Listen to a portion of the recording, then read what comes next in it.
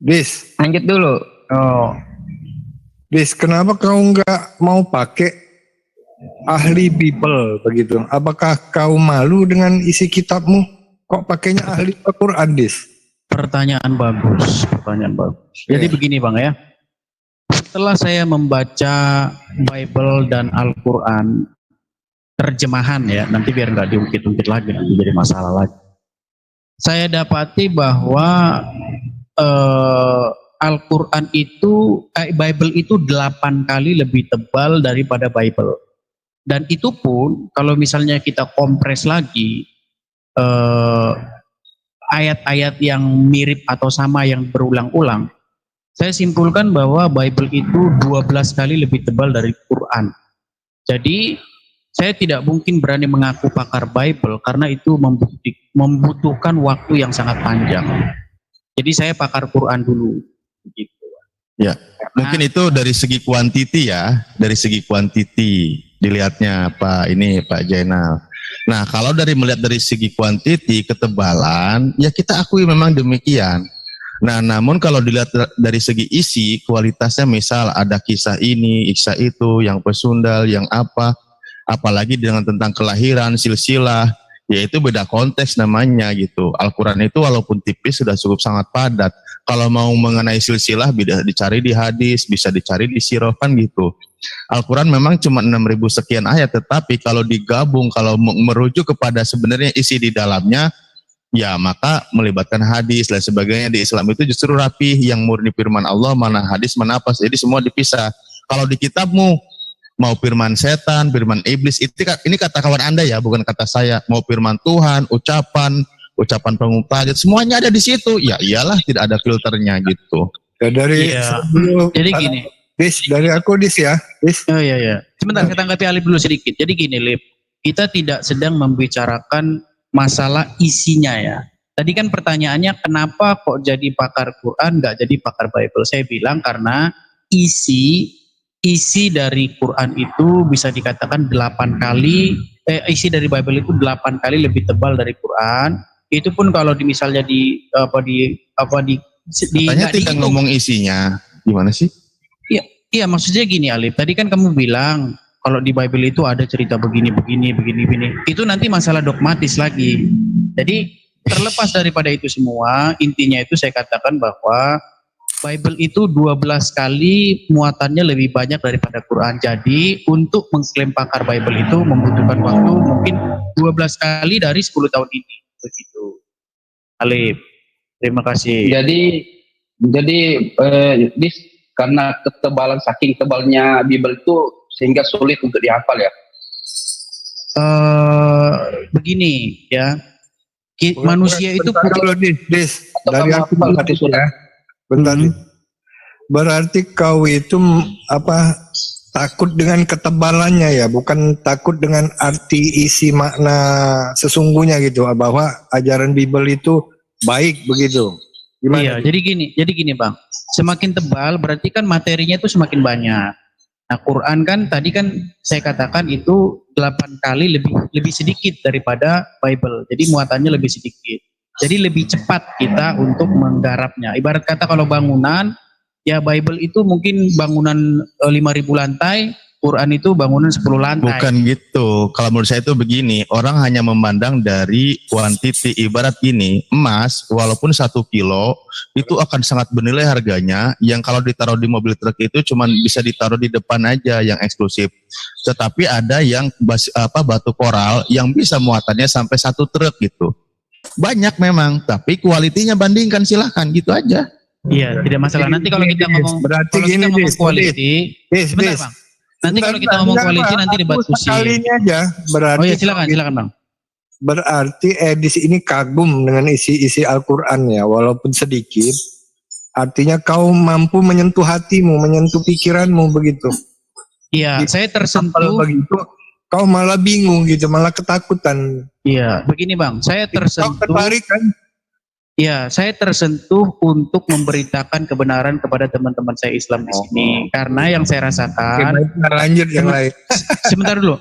Karena yang saya rasakan teman-teman Muslim di sini itu itu tidak mempelajari Quran. Yang dipelajari itu hanya mengaji bagaimana cara membunyikan huruf lafaz-lafaz Al-Quran itu, huruf-huruf hijaiyah, tajwidnya, lughahnya, qalqalanya, seperti itu. Sehingga akhirnya yang saya temukan itu teman-teman muslim di sini itu tidak mengerti Al-Quran kecuali cara membacanya saja dengan merdu. Begitu, Bang. Oh iya. Apa kamu pahami dalam Al-Quran, Dis? Oh, sangat banyak. Sangat banyak. Coba. Ya, tentu saja apa yang saya pahami dengan apa yang muslim pahami tentu berbeda ya. Yang saya dapati di dalam Quran itu, tentu saja umat muslim tidak percaya bahwa Al-Quran itu merupakan satu kitab plagiarisme dari Bible. Tentu saja umat muslim tidak percaya itu. Karena apa? Karena memang kebanyakan umat muslim itu tidak baca Bible. Tetapi barang siapa yang sudah membaca Bible, lalu membaca Quran, maka dia akan tahu dari mana asal-usul Quran tersebut. Begitu. Kamu sudah baca Bible, Dis? Sudah selesai, Bible saya baca sudah selesai terjemahannya, Quran pun begitu sudah selesai saya baca terjemahannya. Ketebalannya Bible itu kamu udah hafal satu surat aja deh. Gitu. Bedanya orang Kristen itu tidak diapakan menghafal-hafal gitu ya. Nah ini memang komunikasi kita itu, gini Bang, komunikasi, gini saya kasih tahu dulu, begini Bang ya. Rusak kalau baca Bible. Jadi begini, pertama-tama ada satu kebiasaan yang berbudaya Islam dan budaya Kristen yang bertolak belakang. Kalau budaya Kristen itu adalah memahami, bukan menghafal. Sedangkan budaya Islam itu menghafal sekalipun tidak memahami. Jadi kita beda Bang, gitu loh. Makanya kalau misalnya kita lakukan survei di Indonesia ini, coba tanya aja apa arti ihdinas siratal mustaqim, maka sangat besar kemungkinan itu 98% itu mereka tidak tahu. Bismillah aja gini. Kalau Bible itu kan ketebalannya itu kan sebabnya karena banyak revisi, kemudian arti-artinya itu kan yang membuat Bible itu jadi tebal karena terjemahan kan. Nah, coba kalau memang Al-Quran itu udah dipelajari sama Edis, coba dijelasin aja tentang Bismillahirrahmanirrahim, tentang masalah harokatnya, maknanya kenapa harus dimulai dengan Bismillah, menyebut nama Allah dulu.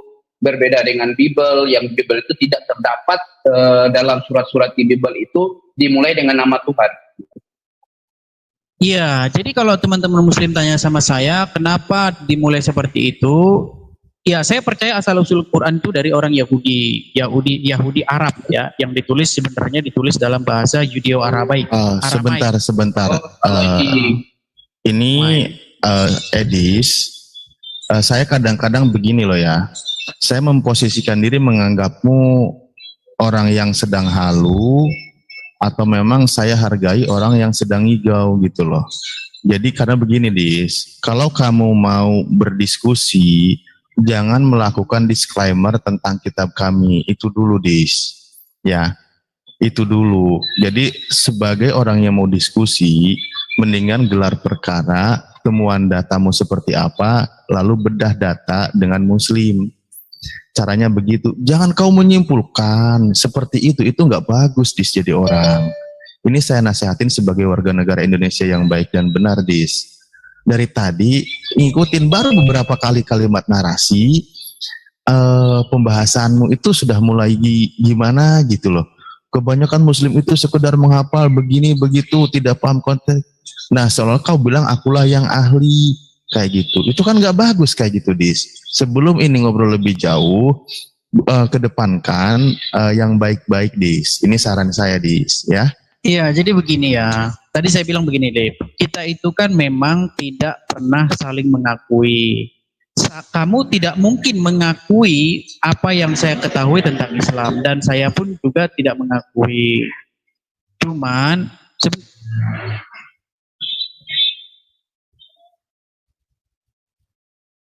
ya boleh aja.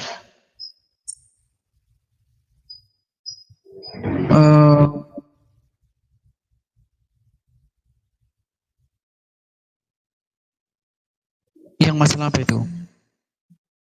Salah Bible kamu. Kalau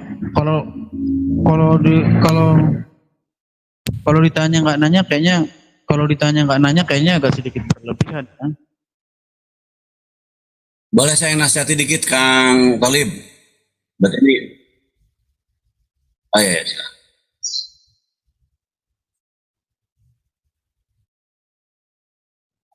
Ini nih. Nah, Edis, baik. Sebenarnya gini, contoh di dalam kitabmu menjelaskan bahwa Tuhanmu itu bersilsilah. Itu ditulis di kitabmu. Nah, aduh. Oke, baik. Sayang sekali, tar anak. Aduh, anakku ganggu. Sorry, anakku ganggu nih. Lanjut dulu yang lain. Ya, aku mau bertanya nih tentang masalah ketebalan Bible kamu itu. Dari ketebalan nggak lanjut Bible silsilah tadi? Nggak lanjut Tuhan bersila-sila tadi? Oh enggak, itu nanti pertanyaan Bang Alif itu. Ini kan oke, saya silakan. sendiri yang bertanya. Jadi aku mau bertanya nih tentang ketebalan Bible kamu. Dalam ketebalan Bible kamu itu hukum tentang masalah hukum. Ada aplikasi azan di HP-mu, Dis? Enggak, itu dari orang lain kayaknya itu. Oh iya. Nah, dari ketebalan itu apakah ada pengaturan tentang masalah hukum waris dan hukum pernikahan yang diajarkan oleh Yesus? Kalau Iya, yang diajarkan oleh Yesus tentu saja merujuk kepada perjanjian baru ya, bukan perjanjian lama gitu. Oh iya, jadi begini, yang perlu saya dudukkan dulu perkaranya begini ya. Kristen itu, dia itu tidak lahir begitu saja ya. Muncul tiba-tiba ada begitu. Seperti Islam. Jadi Kristen itu lahir itu dari Yahudi. Jadi dasarnya itu memang di Yahudi. Gitu loh. Jadi tidak bisa mengatakan Yesus saja, tidak bisa. Gitu loh. Jadi memang harus merujuk ke perjanjian lama. Jadi Kristen itu dari perjanjian lama sampai perjanjian baru itu, bukan perjanjian baru doang. Kalau perjanjian baru doang, Kristen itu seolah-olah lahir dari dari ketidakberadaan gitu. Nggak tahu entah dari mana, tahu-tahu nongol begitu seperti Islam. Gitu. Enggak, masalahnya hukum, Dis. Masalahnya hukum. Iya, Karena tadi kan kalau dari teman-teman kamu ya, kalau teman kamu yang lain itu mengatakan bahwa perjanjian baru itu merupakan ajaran yang diajarkan oleh Yesus yang membuat yang merupakan penggenapan, seakan-akan itu perjanjian lama itu sesuatu yang kurang, kemudian digenapi dengan kedatangan Yesus dengan disalib. Artinya dari sisi hukum ya, dari sisi hukum syariat yang dibawa oleh Yesus yang diajarkan kepada murid-muridnya, itu kan tentu saja bukan berasal dari perjanjian lama. Dan sebab apa? Kalau dikatakan dari perjanjian lama, hukum-hukum di perjanjian lama yang mana yang diterapkan di perjanjian baru gitu? iya, jadi saya harus konfirmasi dulu pengertian maksud dari ketidaksempurnaan ya. Karena kan tadi kamu mungkin mengatakan begini, menggenapi seolah-olah perjanjian lama itu nggak sempurna kan gitu, betul nggak? Ya, Halo? katakanlah begitu. Iya, Ya, jadi gini, kita harus perjelas dulu nih maksudnya kalau menggenapi itu berarti tidak sempurna. Gini, saya kasih contoh. Misalnya Anda berjanji bahwa Anda bulan depan akan membelikan anak Anda sepeda motor. Terus kemudian bulan depan dibelilah sepeda motor itu dan terjadilah itu pemberian sepeda motor. Pertanyaan saya begini, apakah itu tidak sempurna ketika Anda mengatakan bahwa Anda berjanji bahwa Anda akan membelikan sepeda motor bulan depan? Apakah perkataan itu menjadi tidak sempurna? Oh, jadi ceritanya ini pengenapan tentang masalah janji gitu. Iya, jadi di dalam Alkitab, di dalam Alkitab itu disebut sebagai Allah perjanjian. Karena dia itu berjanji, punya janji. Dia berjanji kepada Abraham bahwa keturunannya akan menjadi banyak bla bla bla dan akan mendiami satu negeri bla bla bla. Dan dari keturunannya itu nanti semua bangsa di atas muka bumi akan mendapat berkat. Jadi ketika datangnya Yesus, kelahiran Yesus, itu adalah menjadi bukti bahwa janji-janji Allah di dalam perjanjian lama itu ditepati. Bahwa Allah nantinya akan memberkati seluruh bangsa itu dari keturunan Abraham. Macam itu. Jadi bukan berarti ketika Yesus mengatakan menggenapi apa yang tertulis di dalam Taurat dan para nabi, bukan berarti kitab Taurat dan para nabi itu tidak sempurna. Oh, bukan seperti itu. Jadi gini.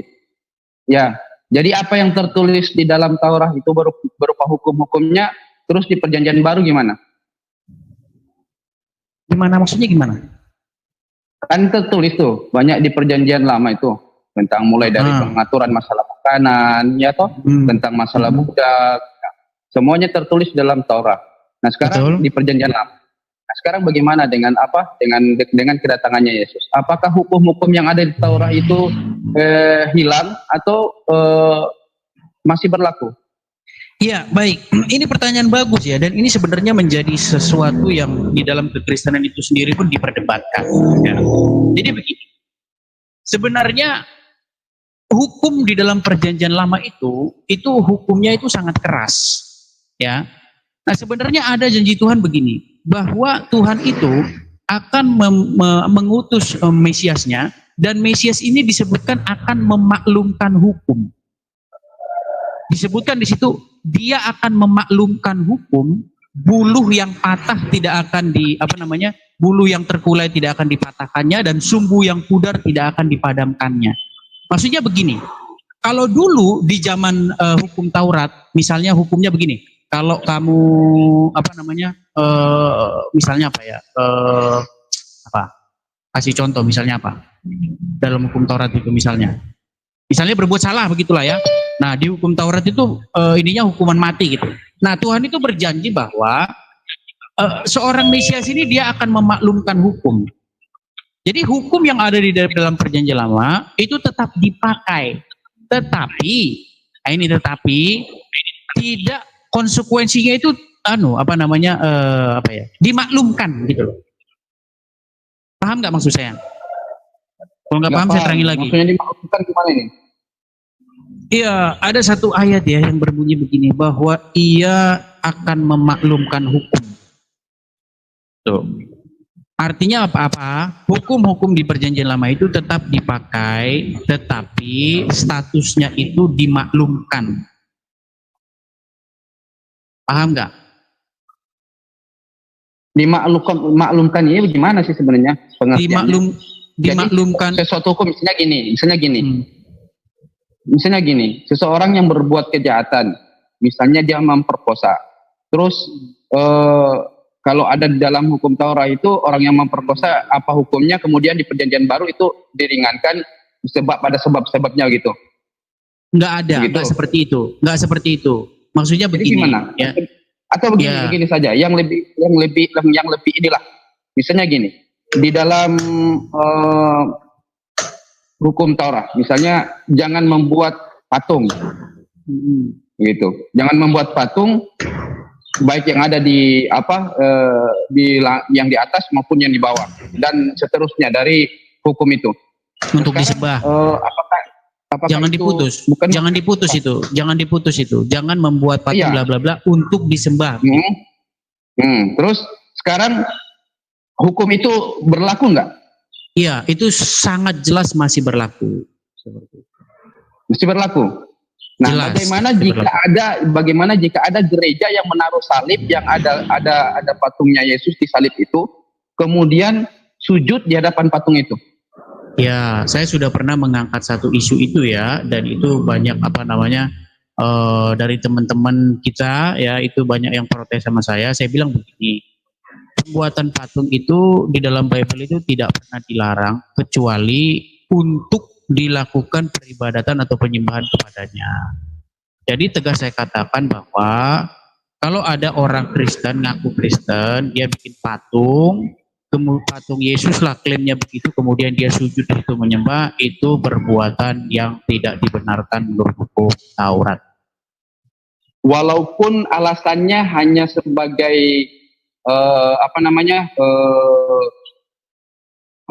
istilahnya itu monumental. Bukan monumen sih, katanya itu cuma sebagai ini saja. Iya, monumental namanya. Perantara, wasilah. Itu yang tidak boleh. Wasilah, perantara itu sangat tidak boleh. Pembuatan patung-patung seperti itu hanya boleh dilakukan dalam rangka monumental atau untuk menggambarkan peristiwa yang terjadi. Misalnya seperti Via Dolorosa ya, jalan penderitaan Yesus, bagaimana Yesus disalib, kemudian jatuh berapa kali, itu kan ada patungnya, ini patung ini. Nah, itu selama hanya dokumenter semacam itu, untuk dokumen, untuk semacam visualisasi supaya orang tahu kejadiannya begini, itu tidak masalah, tidak ada problem, malah itu saya dukung. Yang tidak boleh itu adalah mereka sujud di patung itu, apalagi ngomong sama patung itu. Nah, jadi jangankan patung, batu kayak juga begitu. Apalagi batunya warna hitam, warna coklat, warna merah, itu juga perbuatan yang terkutuk. Begitu.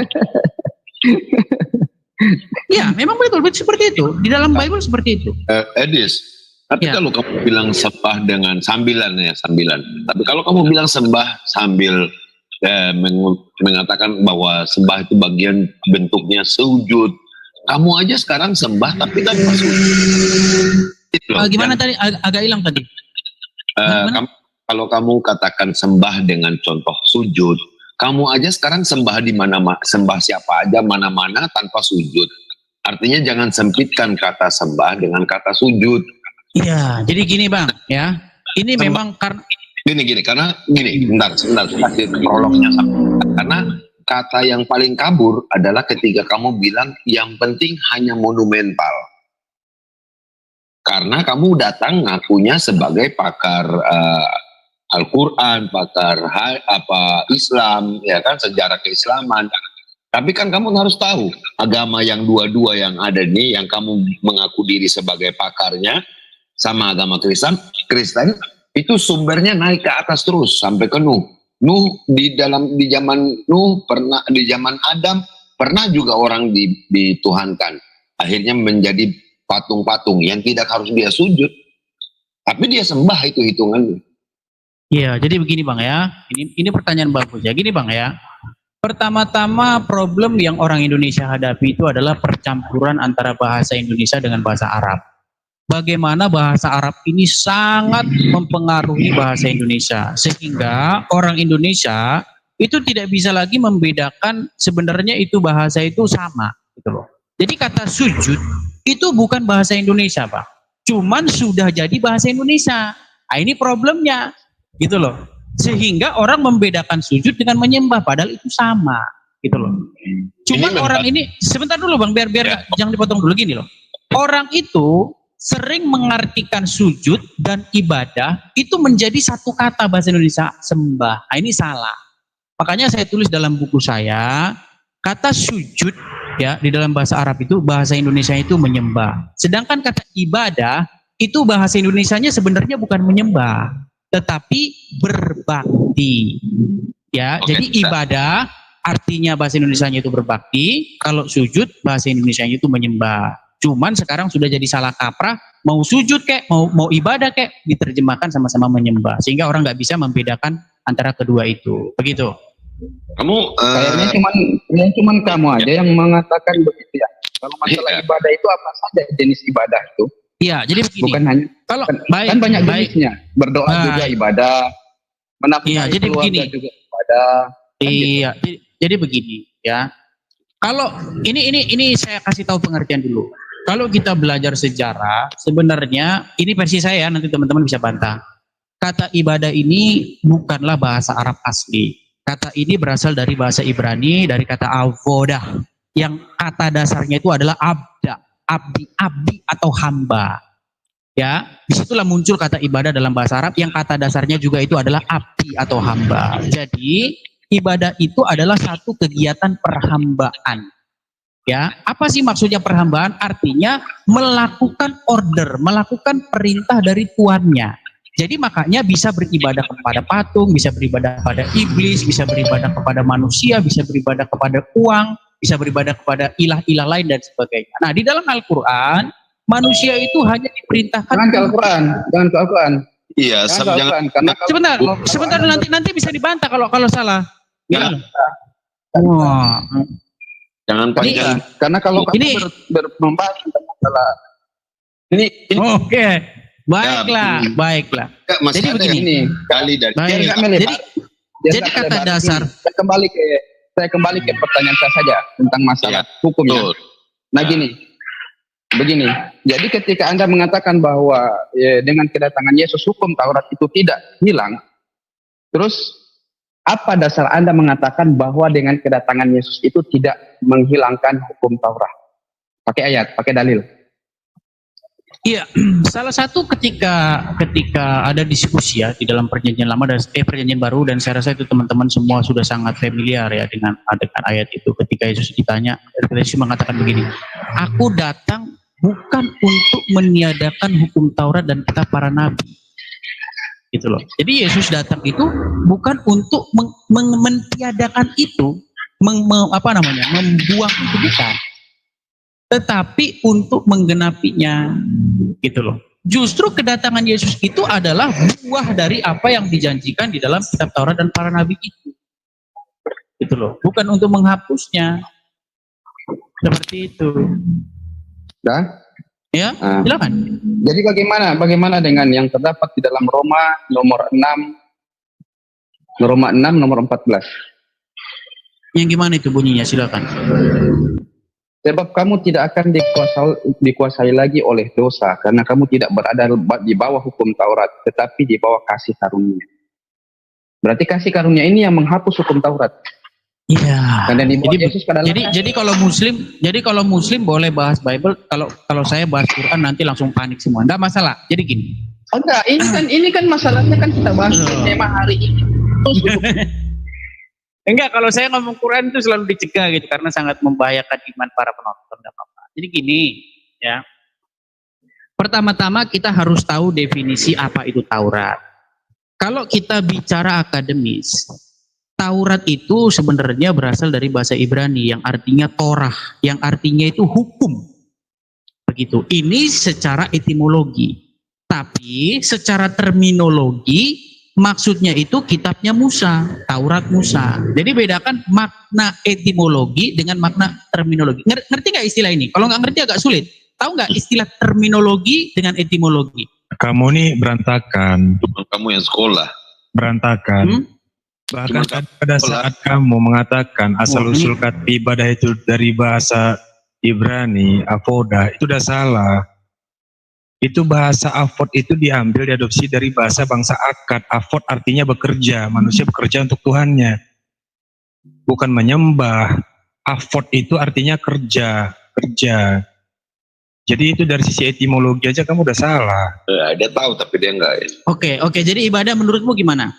Nyembah ya? Ya ibadah itu memang berasal dari bahasa Arab. Oke, artinya sebentar, artinya menyembah. Oke, artinya menyembah. Sekarang kamu lagi nyembah Allah nggak? Maksudnya? Apa yang kamu lakukan sekarang, kamu lagi nyembah Allah nggak sekarang ini?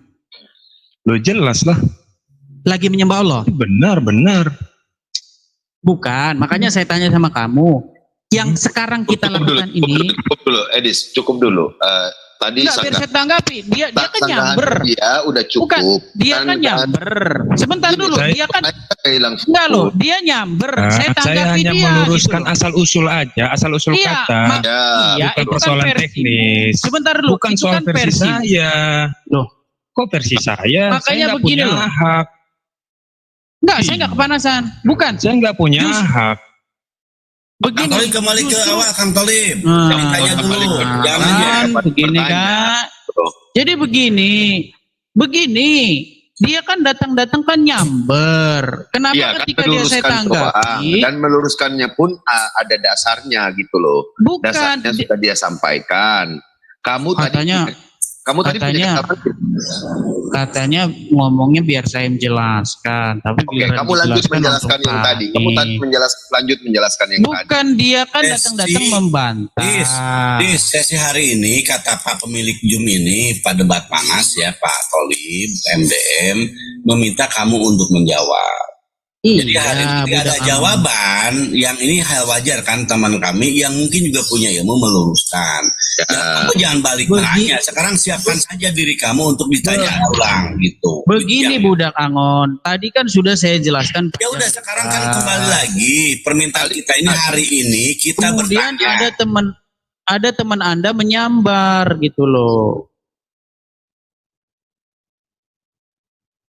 Iya justru itu makanya saya menjawab. Dia kan bilang bahwa statement saya itu salah. Makanya saya menjawab dulu. Kan kamu dua, karena kamu bilang ibadah itu lahir dari abodah. Padahal semitik itu bukan masalah lahir mana-mana, bukan. Tapi memang serumpun. Itu kamu harus paham itu. Makanya Itu kamu biar sudah salah. makanya Abi. biar saya jawab. Pak Abi, Gitu. kalau di perguruan tinggi kalau pakar itu titelnya apa? Pakar. Pakar ya MPH bisa lah. Doktor Ya, MPH. dokter lah. Ya, pakar dokter. Paling tinggi kan Ya, profesor. dokter belakang. Ini Edis ini udah dapat gelar itu belum? Di Islam udah kasih dia gelar itu belum? Dia Parkir. kuliah di Stein ya. Ini Memang ada. Ini jadi banyak yang ganggu nih. Ya, Ada jadi yang ada orang Kristen, memang ada orang Kristen. Saya akui ada yang pakar Al-Quran. Ada orang Kristen yang kuliah itu kayak siapa kemarin itu? Pas siapa yang pernah masuk di karena sini? kacamata. Nah, itu memang dia master di Universitas Islam negeri. Nah, itu memang. Kalau Edis ini udah ya, memang punya titel itu Edis. Ngaku-ngaku 10 tahun. Kristenan ngaku jadi nabi aja boleh, Kang. Dia ngaku jadi pakar Dia boleh. dia akan terus lari dari Ini jadi banyak yang ganggu ini. pertanyaannya Kayaknya Bang Anas. Jadi kita kembalikan dia ke pertanyaannya Bang Anas karena di situ. Oke, jadi tema hari ini dengan Pak Edis ini berarti dia ditanya. Oke, dilanjut. iya betul. Jadi kan Ya, tadi. Jadi kan ada yang nyamber tadi nih, ya kan si siapa tadi namanya pengembara akal tadi kan nyamber. Dia bilang bahwa statement saya itu salah. Nah makanya biar saya jawab dulu ini yang nyamber ini gitu loh.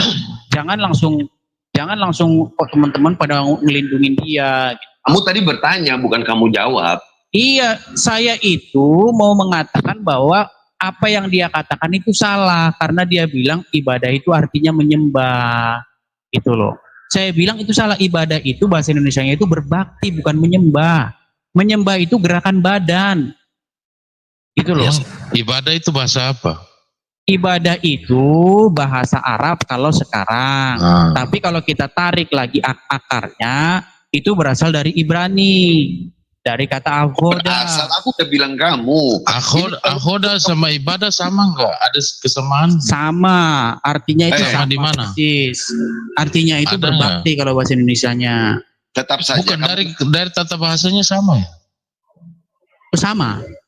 Mana samanya? Bada sama khoda sama ya? Ya, huruf Ibrani itu ada huruf za. Coba, kalau makan sama minum sama enggak? Apakah kamu lagi menyamakan bahasa Indonesia dengan bahasa Ibrani? Saya tanya, makan sama minum sama enggak? Itu percontohan kamu salah. Kalau makan dengan lari sama enggak? Kamu Contoh nggak yang paham, kamu kan? berikan Ya. itu salah. Katanya Kalau pakar, baru ibadah, itu aja enggak tahu. Kalau Ya, dilanjut, Bang Abi, dilanjut. Kalau Ya, jadi ibadah, Edis, aku batasi, aku jembatani saja bahwa kamu tadi aku udah bilang ada dua kesalahan. Kalau kamu bilang berasal dari, ya kan? Itu nggak masuk karena biar bagaimanapun ini bahasa yang serumpun. Kita hentikan dulu itu gitu loh. Karena fokus kita adalah kalau kamu mau menjawab, kamu jawab aja sekali tanpa harus bukan. kamu Saya melihat Tunggu teman-teman dulu. Muslim di sini itu seperti melindungi pengembara akal gitu loh. Padahal Enggak, pengembara akal ini mau saya bantai dulu argumennya dia. Yang kamu mengatakan aja bahwa belum ibadah menyelesaikan yang dari tadi Bang Anas. Iya, dia kan utarakan. nyamber. Dari Pak. tadi Ya, kamu kamu ngomong lihat itu nggak ada aja. dasar, itu aja. Dia kan itu nyamber. masalahnya. Dari Loh. tadi kamu ngomong nggak ada dasar. Bang, itu aja. dia kan tahu-tahu kan nyamber. Giliran Bukan nyamber, argumennya mau saya sambaran patahkan itu kok untuk di sini. meluruskan. Untuk Iya meluruskan justru saja. kamu bukan Begitu. meluruskan tapi membengkokkan Kenapa gitu loh. jegang? Kan bukan petir. Makanya biar saya luruskan kembali argumenmu yang menyesatkan. Bagaimana itu. kamu bisa menguruskan? Sedangkan kamu bengkok kok. Saya ini punya 3 runtutan dari yang Bang Kamu Anas. gini, Nah, oke, dia runtutan itu. semua muslim di sini bergabung melawan saya nggak apa-apa. Gini, kalian tahu nggak dalam Quran itu bahwa Apa manusia sih kamu ngeyel Allah ya, itu kamu ngeyel. hanya Kamu ngapain ke menciptakan situ manusia lagi? hanya untuk ibadah. Edis, Tahu nggak kalian itu? cara kamu ini cuma cukup dengan kita tidak ladenin. Loh, buktinya kalian ribut. Saya tadi lagi ngomong sama si Tauhid tadi. Kalian ribut, Oke. ganggu. Oke. Satu nyamber sini, saya- satu ganggu sini. Saya ingin kamu Giliran lanjutkan dulu. disautin marah. Saya ingin kamu lanjutin. Cara-cara kayak begitu. Oke, saya ingin kamu lanjutin itu karena masih ada rentetan di situ gitu loh. Bukan, harus saya uruskan dulu. Dia udah menyambar masalahnya. Udah, kamu Dia biasa sudah- aja. Sebentar, Dis. Diam dulu, Dis. Diam dulu, Dis. Dia Justru kalian yang menghindar, saya lihat. Dis, bentar dulu ya, Dis. Dia bukan mau membengkokkan, tapi meluruskan, membenarkan apa yang dia tahu, gitu. Gak usah memframing. Kalau diskusi lanjut diskusi. Ini lagi live, Dis, malu, Dis. Jangan Jadi saya melihat Justru juga menguatkan apa yang kamu bawa, bahwa ada terus runtutan ke belakang. Nah, kita terima itu. Udah selesai. Kita lihat jawaban kamu yang rapuh tentang hal yang pertama di Bang Anas tadi. Itu yang kita masih ingin dieksplor gitu loh. Apa salahnya kamu masuk di sini, satu kali ini aja kamu bisa berbaik-baik dengan kita untuk saling tanya jawab, khusus untuk yang ini. Itu aja dulu. Tadi kan udah tanya. Gini Dis. Kalau misalkan salah, ini jawaban dari penggambar akal, kamu sanggah. Nanti kamu bisa langsung hatuha. Ya udah, kamu hatuha aja sama penggambar akal. Kamu sanggah aja.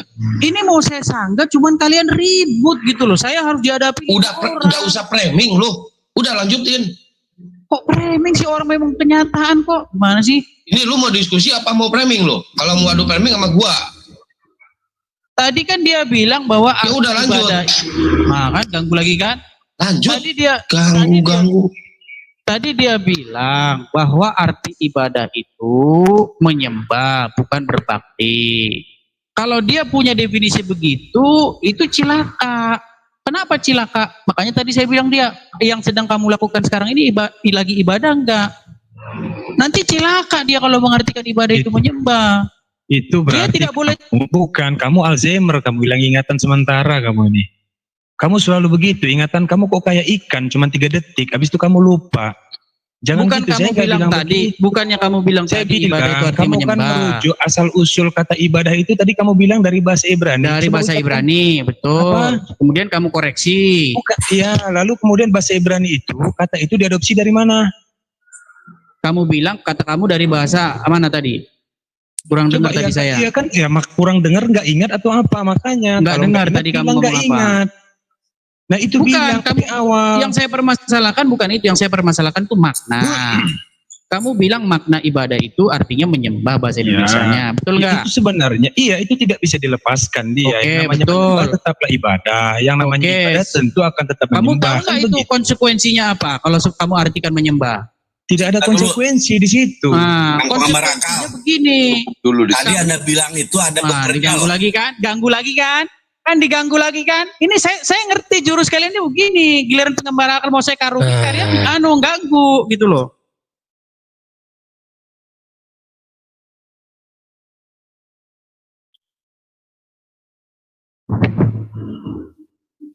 Iya, jadi gini penggambar akal. Terima kasih ini adminnya cerdas kalau gini. Jadi gini, kalau kamu artikan menyembah itu ibadah, ibadah itu bahasa Indonesianya menyembah, maka umat muslim itu tidak boleh tidur lagi.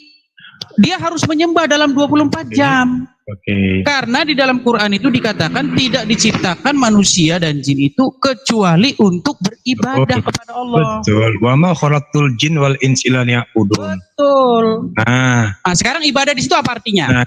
Nah, oke. Kenapa tidak ada konsekuensi? Kalau kamu artikan ibadah itu bentuk bakti, lalu kemudian menyembah itu bentuk hormat, sebenarnya secara esensial itu tidak bisa dipisahkan antara bakti dengan hormat. Itu bentuk hormat. Tadi makanya saya bilang kan berbakti, kamu ngeles, kamu bilang bukan berbakti, tapi bernyembah. Menyembah iya, menyembah itu artinya apa? Kan menyembah itu artinya menyembah itu kepalanya turun ke bawah, itu menyembah. Itu teknis, itu soal teknis bukan definisi. Masa definisi menyembah adalah kepala ke bawah? Itu enggak ada definisi itu. Teknis menyembah itu sebuah gerakan badan merendahkan badan. Jangan pakai KBBE lah, Kamus Besar Bahasa Edis. Jangan itulah, KBBI aja. Kamus Besar Bahasa Indonesia. Arti menyembah apa? Coba kamu buka itu KBBI. Menyembah itu sebuah gerakan badan. Di mana posisi badan itu? Loh. Terus maksudmu menyembah itu apa? KBBI. Iya, terus maksudmu menyembah itu apa? Iya, penyembah itu bentuk penghormatan, itu kata KBBI. Oke, kalau kamu berak, kamu lagi nyembah Allah nggak, saya tanya? Lo enggak lah. Oke, enggak. Berarti kamu mungkin mengalami menyembah toilet. Berarti kamu mengalami disfungsi penciptaan. Karena tujuanmu diciptakan sama Allah itu bukan untuk berak, tapi hanya untuk beribadah kepada Allah. Enggak nyambung. Loh, kok nggak nyambung sih? Kamu nggak percaya dengan ayat Quranmu sendiri? Tidaklah diciptakan jin dan manusia kecuali untuk beribadah kepada hubungannya dengan toilet? Hubungannya dengan toilet apa? Buang air besar. Enggak ada. Coba tuh. Coba tip Danu. Iya, bentuk penghormatan. Menghormati dengan mengangkat sembah. Oke, itu definisinya ya. Oke, sekarang saya tanya kamu, waktu kamu lagi berak, apa kamu lagi menyembah? Tunggu. Sebentar dulu. Tadi kamu bilang tundukkan kepala. Belain dia. Sebentar dulu. Belain dia. Kamu bilang tundukin kepala. Mana? Coba data kamu mana? Kamu bilang tundukin kepala. Buka KBBI. Ya, coba mana? Ya, kamu mana? klik dulu. Kamu klik dulu itu KBBI-nya. Ya itu coba. Belum kamu klik. Belum kamu klik itu. Aja. Ya diklik dulu. Bung. Takut banget kamu diklik, kamu klik lihat ininya. Lihat apa? Kamu klik dong. Apa cuma depannya gitu? Itu loh, KBBI klik itu, arti sembah klik itu. Mana arti sembah? Turun ke bawah. Mana? Naik ke atas ya. Wah, ini udah pura-pura bingung kamu kan? Yang mana? Masa kamu nggak bisa kamu klik di situ KBBI itu. Kamu suruh aku klik yang mana? Nggak usah. Naik ke atas. Terus. Nah, itu ada tulisan arti kata sembah Kamus Besar Bahasa Indonesia KBBI. Coba klik itu. Coba kamu baca. Pernyataan hormat dan hikmat dinyatakan dengan cara menangkupkan kedua belah tangan atau menyusun jari 10, lalu mengangkatnya hingga ke bawah dagu dengan menyentuhkan ibu jari ke hidung. Itu satu. Kemudian menghormati kata atau perkataan yang ditujukan kepada orang yang dimuliakan. Ya, datang seraya berkata menghormatinya terus. Simpuh, tuh hormat dengan penuh takzim. Sujud. Ini udah sungkem, itu termasuk menyembah juga itu, sungkem itu. Termasuk, bukan satu-satunya. Yang jawaban lebih luas yang tadi. Ya, makanya pertanyaannya sekarang. Lanjut. Cukup. Nggak usah dijelaskan. Nggak apa-apa, ini kamu bantuin pengembara akal ya. Nggak masalah. Pengembara akal dibantuin ya. Bukan, semua orang sudah bisa melihat dengan mata telanjang. Itu bentuk penghormatan kok. Oke, sekarang saya tanya kamu sekarang. Waktu kamu lagi berak, apakah kamu sedang menyembah Allah? Tidak. Karena saya menghormati kotoran. Berarti kamu waktu sedang berak itu kamu sedang melanggar firman Allah. Bukan. Kenapa? Ketika saya sujud karena saya sakit perut, itu bukan berarti saya sedang menyembah. Menyembah itu harus ada nilai penghormatan. Bukan sujud. Saya bilang menyembah kok lari-lari. Angkat tangan saya ke dagu sekarang, itu bukan berarti saya sedang menyembah. Emang waktu berak kamu sujud? Kan enggak kan? Kok dong? Jongkok. Oke, sekarang tujuan kamu diciptakan sama Allah apa? Menurut ayat Quran yang barusan kamu baca. Ya, tadi kan jelas wa ma khalaqtul jin wal insa illa liya'budun, dan tidak ada nggak tujuan lain selain manusia kecuali untuk beribadah kepadaku. Oke, sekarang tujuan lain selain ibadah ada nggak? Katanya. Ya jelas semuanya ini ibadah. Kalau kita, ya sebentar, kalau kita. Tadi kamu saya tanya waktu kamu berak, kamu lagi ibadah nggak? Tadi kamu saya tanya loh. Waktu kamu lagi berak, kamu sedang ibadah nggak? Saya tanya. Syarat-syarat yang disebut dengan ibadah itu ada. Ini kan sudah mutar-mutar. Aneh ini orang. Tujuan jadi begini. Tadi kan kamu bilang bahwa definisi ibadah itu menyembah. Betul. Terus saya bilang bukan menyembah. Definisi ibadah itu bahasa Indonesia bukan menyembah, tapi berbakti. Ya, oke. Nah, terus kamu ngeyel. Kita bukalah KBBI. Definisi menyembah bla bla bla udah kita bacakan tadi. Sekarang kalau kamu artikan ibadah itu menyembah sebuah kegiatan seperti itu, maka kamu akan ketampol dengan Quranmu yang mengatakan tidaklah diciptakan manusia dan jin itu kecuali, kamu tahu hilang nggak? Nanti kalau udah selesai bilang ya, Edis ya. Udah selesai bilang udah. Kecuali untuk beribadah kepadaku. Jadi tujuan kamu itu tidak ada kecuali untuk beribadah kepada Allah. Nah masalahnya problemnya kan kamu ternyata berak, tidur, main bola, main catur. Pertanyaan saya sama kamu, ketika kamu melakukan kegiatan-kegiatan itu, satu contoh aja biar nggak banyak-banyak, berak. Saya tanya kamu, apakah kamu sedang beribadah kepada Allah? Tidak. Berarti kamu waktu melakukan kegiatan itu melanggar firman Allah. Karena tidak pernah tujuan kamu diciptakan itu bukan untuk selain beribadah. Ya. Gitu loh, paham nggak kamu? Silakan. Oke. Nah inilah sempitnya perspektif ibadah. Seolah-olah dengan ayat wa khalaqtul jin wal insa illa liya'budun itu artinya setiap manusia itu baik agamanya apapun itu dan perlakuannya apapun itu disebut dengan ibadah.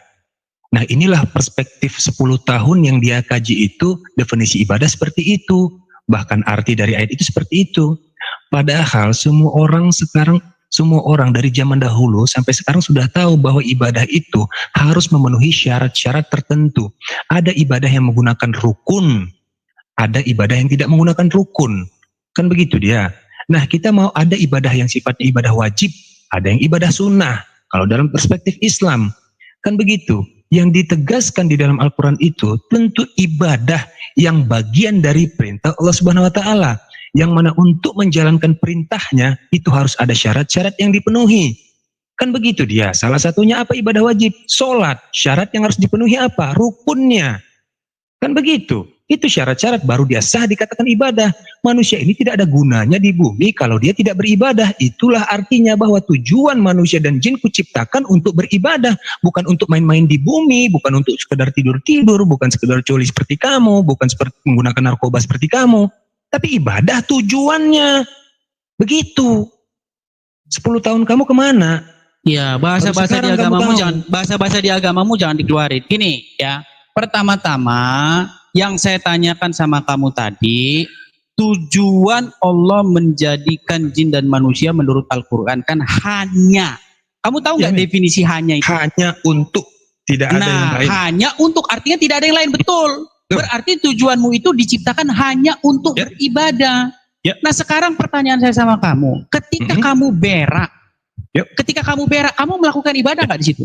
Tidak, berarti kamu telah melakukan disfungsi penciptaanmu. Kalau pakai standar itu Edis, maka akan bertentangan dengan keterangan manusia diciptakan sebagai khalifah. Akan bertentangan lagi. Ya berarti kurang bertentangan. Berarti kurang cakar-cakaran ayat satu ayat sama lain. Kalau pakai standar kamu jelas lah. Standar kamu kan standar makhluk kelas 2. Ya jelas bertentangan. Kalau pakai standar kamu. Udah jelas di ayat itu dikatakan tidak diciptakan kecuali untuk beribadah. Perintah itulah kenapa manusia tadi atau untuk dirinya sendiri. Itu perintah itu untuk manusia supaya manusia tahu tujuan mereka diciptakan. Iya, berarti ketika kamu tidak melakukan ibadah, berarti kamu itu telah melakukan disfungsi penciptaanmu. Paham tujuan gak sih sebenarnya? Kamu bikin ini jengkel nih, kamu bikin jengkel Edis. Kamu paham tujuan? Ini dibantuin lagi nih. Enggak, aku tunjukin kamu langsung. Saya makan dulu ya. Kelihatan bodohnya. Oh, lari. Penggemar Raka lari nih. Oke, silakan. Penggemar Raka makan dulu, lari. Oh iya, saya lari ya. Sebentar, saya makan sambil lari nih. Saya makan sambil lari. Lari dia. Kamu tahu silakan. tujuan kan? Siapa yang mau bantu? Enggak, ini kamu bicara sama aku. Kamu tahu tujuan enggak? Tujuan itu maksudnya itu fungsi atau untuk apa itu diadakan. Misalnya begini. Misalnya begini, dengar dulu. Misalnya begini, saya bikin kopi, tujuannya untuk kamu minum. Ketika kopi ini tidak kamu minum, berarti gagal nggak tujuan saya itu? Tercapai nggak fungsinya itu? Tujuannya untuk aku minum. Kalau aku tetapi dengan, dengar. Kalau aku menghabiskannya dengan mencelupkan biskuit baru aku makan, bagaimana? Nggak masalah. Apa salah? Nggak masalah. Otakmu nggak nyambung. Nggak masalah. Yang penting itu kamu minum. Dengar. Tadi pengembara mau kamu campur apa-apa kalau itu masuk ke dalam perut berarti tujuan perbuatan itu tercapai. Kamu bilang minum, ini kamu pakai baling-baling, yang satu kamu sempitkan, yang satunya kamu luaskan. Nih, aku hubungkan langsung ya. Pertanyaannya Bang Anas tentang pembuatan patung, kamu luaskan. Lari. Kamu luaskan. Sedangkan tujuan Memang manusia kalian itu diciptakan, kamu belum tidak- level sama kamu saya. tidak kamu itu lebih bodoh dari saya. Makanya saya Ya, hubungkan tidak ini supaya kamu masalah. tahu. Itu kan pendapat pribadimu, tidak Kata masalah. siapa? Yang jelas Kata siapa? jadi si pengembara akal sudah saya gulung. Gulung apanya? Orang buktinya juga dia tahu kalau kabur kamu kok. itu ngaco. Berarti Aku dia nggak minum kopi kabur. kamu, aku habiskan dengan mencelupkan biskuit. Oh, berarti Tujuannya nggak kamu minum untuk aku minum. Ya, Tujuan berarti kamu untuk aku minum. Aku nggak minum. Ya. Oh, enggak kamu minum itu namanya. Terus Ya. kamu apain? Karena hidup kamu itu Enggak, semuanya kutanya bisa bernilai dulu, ibadah. kutanya Kamu dulu paham sama nggak? kamu. Kalau kopi itu kamu cara Konyol seperti itu kamu. namanya kamu apain? Kamu konyol. Berarti kopi kamu makan ya? Kamu Bukan konyol. kamu minum ya? Enggak, Aku kopinya berarti kamu habiskan. makan, bukan kamu Aku minum. habiskan namanya. Oh, bukan diminum. Kalau aku makan dengan mengucapkan bismillah, itu berarti aku beribadah. Ah, sudah Paham nggak? mutar-mutar lagi kau. Paham nggak? Sudah Aku mutar-mutar makan lagi. itu Yang bernilai kutanya ibadah. tadi, Ini yang aku hubungkan kutanya langsung supaya tadi, kamu tahu dengar. bocornya kamu. Abdul, dengar dulu. Yang kutanya tadi sama kamu. Bodoh. Ketika Kamu sekarang kopi jawab itu, masuk ke jawab dalam melanjutkan yang tadi, pertanyaan yang apa tadi. Yang definisinya? kamu Kau sekarang jawab kau pertanyaan yang habiskan. tadi. Bahasa Kamu jawab apa pertanyaan itu? yang tadi masalah pembuatan Itu loh. patung. Lanjutkan Bahasa itu. apa itu? Karena Itu di situ jelas kamu tetap saja sempitkan kamu dan kamu- minum gitu. Kamu menyalahkan bahwa kata ibadah itu hanya orang satu kali hidup itu harus sholat. Itu nggak masuk Loh, di akal. jelas, jelas. Orang makan pun ibadah, dodol. Oh, berak ibadah nggak? Makan ibadah. Enggak, berak yang saya tanya berak. Ibadah nggak berak? Kamu mau berak, kamu masuk, kamu baca doa sebelum masuk. Saya tanya sama kamu Bernilai berak ibadah. itu ibadah nggak? Itu ibadah. Kamu masuk itu bernilai Enggak, ibadah. saya tanya sama kamu, berak itu Bodoh ibadah itu nggak? kamu. Itu yang tadi pengembara akal udah bilang kamu panik nih, sempitkan. panik nih. Itu. Yang saya tanya sama kamu, Oke, berak itu ibadah nggak? kembali ke pertanyaan tadi. Nah, kau sudah Karena- bingung. Bingung Makanya kau apanya? bingung. Kau bilang, saya tanya sama kamu, berak itu ibadah nggak? Oke, jawab pertanyaan yang tadi. Jawab pertanyaan yang tadi udah karena kalah, sangat kalah. berhubungan Oke. dengan yang tadi. Jadi pengembara akal ternyata Silakan. pengilang pun tak mampu. Silakan bantuan budak Angon. Budak Angon, ayo bantu budak Angon. Gak usah bicara ini. Sekarang lanjutkan ke Ku tanya pertanyaannya kau Pak Anas tadi. artinya berak itu ibadah enggak? Bingung kau jawabnya kan? Aku bilang masuk kamar mandi, aku baca doa. Enggak ibadah. kutanya itu, Semua enggak orang kutanya tahu. itu. Netizen Enggak kutanya semua itu. pintar tahu. Kamu yang bodoh. Oh, berarti Jadi berak aku nggak ada ibadah. masalah. Berarti Kamu berak yang ibadah. bodoh. Oke, berarti berak ibadah. Kamu hidup itu bisa semua Iya, bernilai ibadah. Kenapa enggak? berarti berak itu ibadah enggak? Lah, kalau kamu nggak berak 10 tahun itu namanya bukan ibadah. Iya, Itu saya namanya tanya bodoh. sama kamu. Kalau kamu bilang Bodoh berak itu berak dalal. ibadah, Dalal itu sesat. berarti Sesat kau itu menyiksa cakar-cakaran diri. dulu Tahu sama nggak? pengembara akal. Karena dia bilang tadi Otakmu berak itu nggak bukan nyambung. ibadah. Otakmu nggak nyambung. Karena dia bilang tadi berak bukan ibadah. Kata pengembara akal. Orang Kamu paham nggak?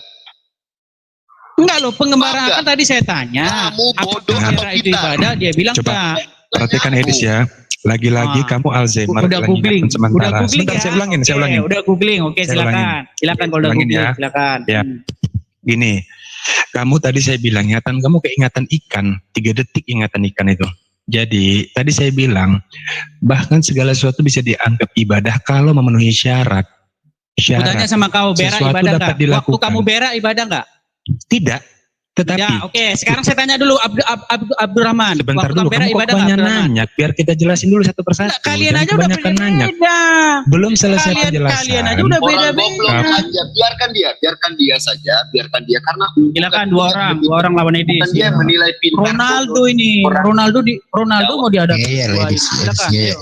Edes Oh ini kayak Alfa mau bantu lagi Alfa. orang Silakan, Alfa. lebih paham, orang yang dengar paham bahwa dia sedang menunjukkan kebodohannya. Jadi- Kita harus paksa. Lanjut.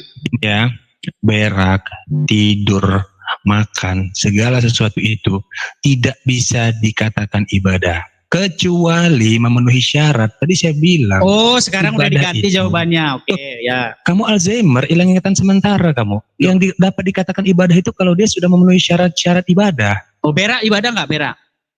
Kalau dia memenuhi syarat ibadah, contoh teknis ya, berak itu kan terdiri dari apa? Pertama, jalan datang kamar mandi, buka celana, kan gitu. Emang berak langsung pak gitu doang. Kalau perspektif berak Ya, kamu waktu itu berak, cuman keluar mohon dari maaf nih, saluran itu, mohon maaf kotoran nih, itu ya. Waktu Gimana, berak sebentar ngeluarin, kali kamu. sebentar dulu. Waktu berak ngeluarin kotoran itu, ceret gitu, kamu ibadah itu. Itu namanya ibadah. Perbuatan itu bisa dikatakan ibadah kalau Nah, mantap. Kalau, Kus. Mantap lah kok, mantap. kalau dia memenuhi Berarti itu menyembah ya? Berarti itu menyembah ya? Oh, Oke.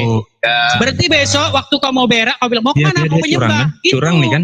Curang nih, curang? pemain sulap ini curang. Bukan curang. Orang menjelaskan Abdul, dia gini langsung loh, menghentikan. tadi kamu bilang Pemain bahwa sulap, definisi kamu jangan ibadah itu, begitulah. dengar dulu. Pengguna Kamu bilang narkoba, tadi, pengguna wahai pengguna narkoba. Kalap kan? Iya, Kalap kan? iya. Pengguna narkoba. Tadi Iya, kamu seperti bilang, pengguna narkoba. Tadi Persis kamu kamu. bilang, waktu Kamu di bawah saya pengaruh bilang alkohol. terjemahan ibadah itu bahasa Indonesia aja berbakti. Coba kamu minum air putih ngeyel. dulu. Kamu Pelan-pelan ngeyel, nih. kamu bilang Pelan-pelan. definisinya menyembah. Tarik nafas dulu, pelan-pelan. Sekarang begini, sekarang begini, Pelan-pelan. dengar dulu. Sekarang Pelan-pelan. begini. Tarik nafas. Pertanyaan saya sekarang Santai, begini. relax dulu. Besok waktu kau mau berak, kamu bilang Pelan-pelan. mau ngapain? Mau menyembah Jantungnya Allah. jangan terlalu kencang. Pelanin, Ini kan santai. definisi. Kamu bikin Iya. definisimu begitu. Hormon kamu jangan berlebih-lebih lah. Pelan-pelan aja, santai. Kita diskusi Jangan santai. berlebih sih. Menggebu-gebu. Jangan terlalu brutal. Biar kamu Ibadah itu jelasin. Kamu karena kamu Alzheimer, kamu tahu yang kamu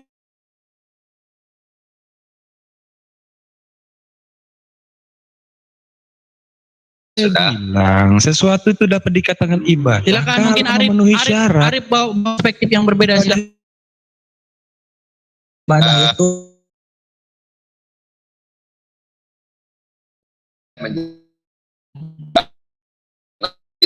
Enggak, ini takut Yang mau belum- melindungi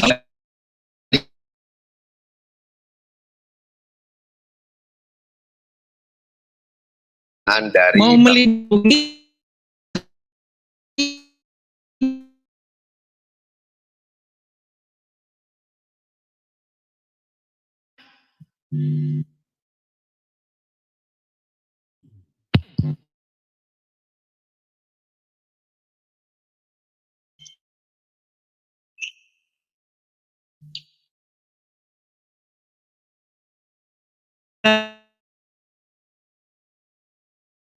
silakan Anas. Anas. Victor, tadi menjawab satu kali, sekarang Anas saja jangan Bang Anas.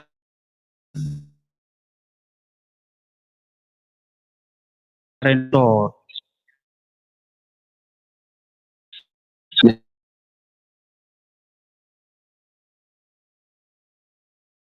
Oh ya, tadi kan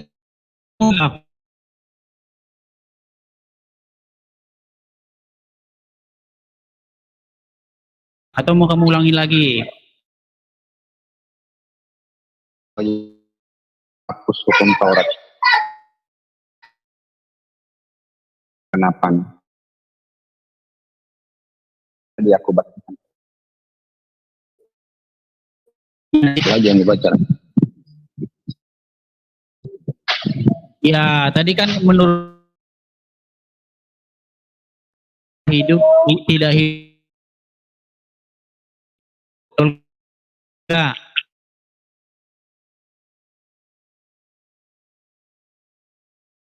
Oh, saya harus memberi kamu dulu pengertian. Karena kamu